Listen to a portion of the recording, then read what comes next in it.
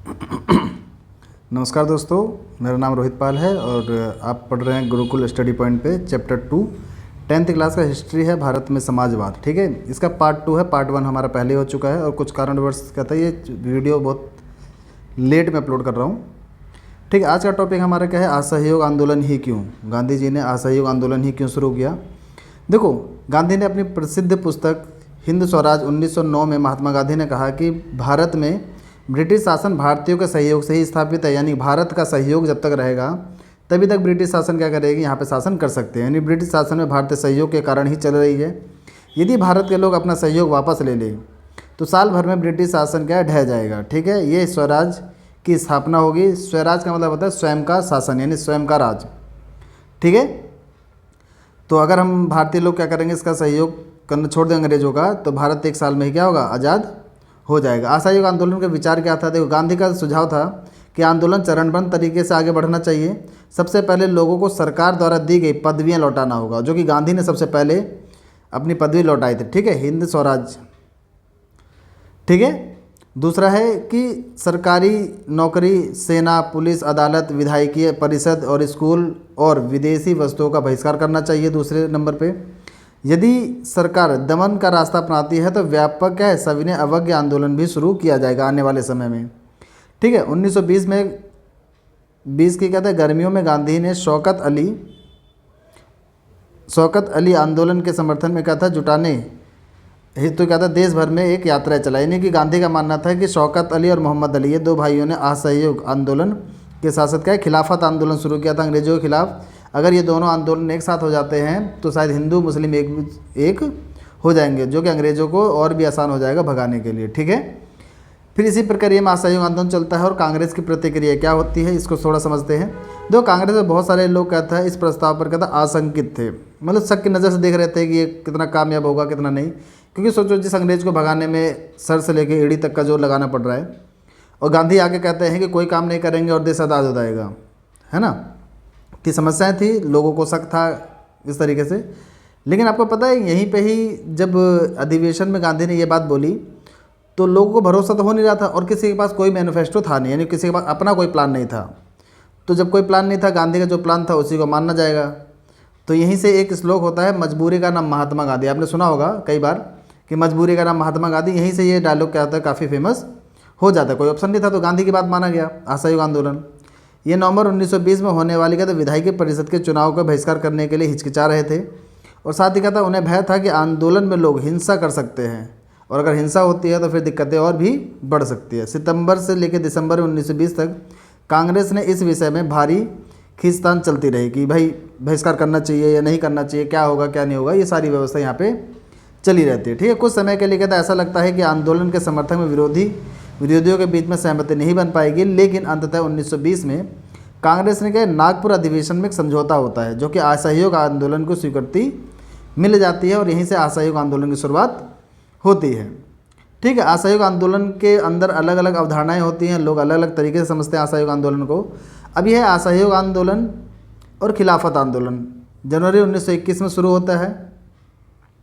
ठीक, इस आंदोलन में विभिन्न सामाजिक समूह ने क्या था, अलग अलग समूहों ने हिस्सा लिया। इसमें किसान थे, महिलाएं थीं, ठीक है, विद्यार्थी थे और मुस्लिम समुदाय थे। याद होगा, खिलाफत आंदोलन और असहयोग आंदोलन, प्रत्येक समूह में कहता है अपनी अपनी आकांक्षाएं रहती हैं। ठीक है, सभी वे स्वराज के आह्वान को स्वीकार करते हैं कि स्वराज होना चाहिए, स्वयं का शासन होना चाहिए। लेकिन स्वराज के अर्थ में प्रत्येक समूह के लिए कहता है एक अलग अलग समूह अपने अलग अलग तरीके से चीज़ों को समझता रहा। ठीक है, फिर बात करते हैं शहरों में आंदोलन क्या हुआ। अब देखो, शहरों के आंदोलन की शुरुआत बात करते हैं तो आंदोलन में शुरुआती शहर मध्य वर्ग की हिस्सेदारी साथ साथ रहती है, और हजारों विद्यार्थियों ने स्कूल जाना छोड़ दिया। ठीक है, हेडमास्टर और कहते शिक्षकों ने भी इस्तीफा दे दिया, वकीलों ने मुकदमा लड़ना बंद कर दिया। मद्रास को छोड़कर अधिकांश प्रांत में परिषद चुनाव का बहिष्कार किया गया। ठीक है, असहयोग आंदोलन का असर धीरे धीरे दिखने लग गया कि क्या क्या असहयोग आंदोलन होता है।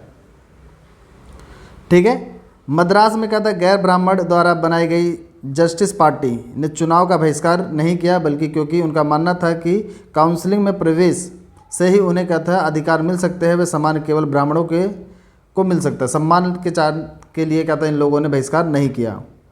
ठीक है, फिर आता है हमारा आर्थिक मोर्चे पर क्या प्रभाव होता है, विदेशी सामानों का बहिष्कार हुआ कि नहीं हुआ, कितना नहीं हुआ, इसको समझते हैं। ठीक है, तो विदेशों में क्या था, सामानों का बहिष्कार सबसे ज़्यादा होता है। शराब की दुकानों में क्या है, पैकेटिंग की जाती है। ठीक है, विदेशी कपड़ों की होलिका जलाई, यानी विदेशी कपड़े लेकर के होलिका जलाते हैं ये लोग, ये देख रहे हैं आप। ठीक है, 1921 और 1922 के बीच में विदेशी कपड़ों का आयात आधा हो जाता है, यानी कि इंपोर्ट हमारे देश में बहुत कम होता है। और विदेशी कपड़ों का आयात 102 करोड़ रुपए से घट कर कितने हो गए, 57 करोड़ रुपए हो जाता है, यानी कम हो गए, है ना। मतलब असहयोग आंदोलन कुछ तो असर दिख ही रहा है। ठीक है, अनेक स्थानों पर क्या था, व्यापारियों ने विदेशी चीज़ों का व्यापार करने के या फिर विदेशी व्यापार में पैसा लगाने से हिचकिचाने लगे। यानी कि अब जैसी बात है, जब विरोध हो रहा, खरीदोगे नहीं, डिमांड होगी नहीं, तो खरीद के करोगे क्या। तो बड़े बड़े बिजनेसमैन ने भी क्या किया, इसको डिमांड नहीं करी। और दूसरा, बहिष्कार आंदोलन फैलाने पर लोगों ने क्या था, आयातित कपड़ों को छोड़ करके भारतीय कपड़े पहनना शुरू कर दिए।